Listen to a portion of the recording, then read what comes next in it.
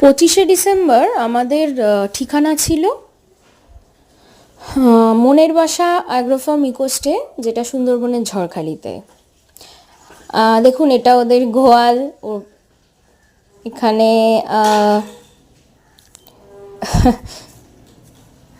সুন্দর এক গ্রাম্য পরিবেশ, ড্রাগন ফ্রুটের গাছ ওনারা চাষ করেছেন। এটা মুরগির থাকার জায়গা। আমরা সকাল 7:30টায় গাড়ি নিয়ে বেরিয়ে গেছিলাম। পৌঁছতে পৌঁছতে মোটামুটি 10টা হয়েছিল। রাস্তায় দু একবার দাঁড়িয়েছিলাম। সব কিছু এত ন্যাচারাল এখানে, এক তো পরিবেশ অত্যন্ত সুন্দর, এক গ্রামের পরিবেশ, প্লাস এখানে সব কিছু এত ন্যাচারালভাবে ওনারা তৈরি করেন। এখানে এই যে মুরগি ফার্ম রয়েছে, এদেরই ডিম এবং যখন মাংস বলুন, সব এখান থেকেই আমরা পেয়েছি। মানে এগুলো একদম ন্যাচারালি ওনারা সব কিছু চাষ করেন।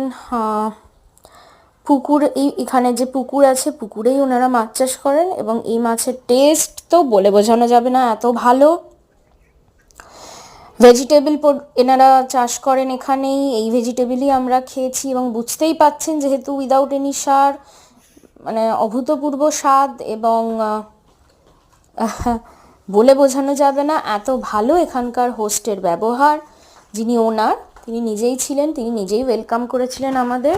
অভূতপূর্ব ব্যবহার, অনবদ্য। আমি তো আবার যাব, এত ভালো লেগেছে আমার। এই যে পুকুর দেখতে পাচ্ছেন, এখানেই ওনারা মাছ চাষ করেন। আরও দুটো পুকুর আছে এই প্রপার্টির মধ্যে।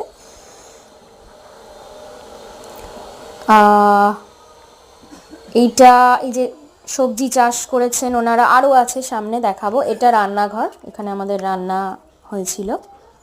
ওই পাশটায় নদী, বিদ্যাধরী নদী, যাওয়া যায়। এই যে সবজি চাষ করেছেন ওনারা, মোটামুটি সব রকমই আছে দেখলাম। ফুলকপি, বাঁধাকপি, পালং শাক, ধনেপাতা, মূলো শাক, লাল শাক। আমরা যখন ফিরছি, ফেরার সময় ওনারা আবার আমাদের দিয়েওছেন শাক একটু খাওয়ার জন্য। প্রচুর হাঁসও আছে, এই দেখুন দুটো হাঁসকে আমি ক্যামেরাবন্দি করেছি।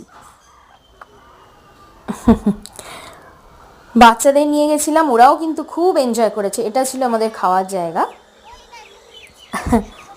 বাচ্চারাও খুব খেলেছে, খুব এনজয় করেছে।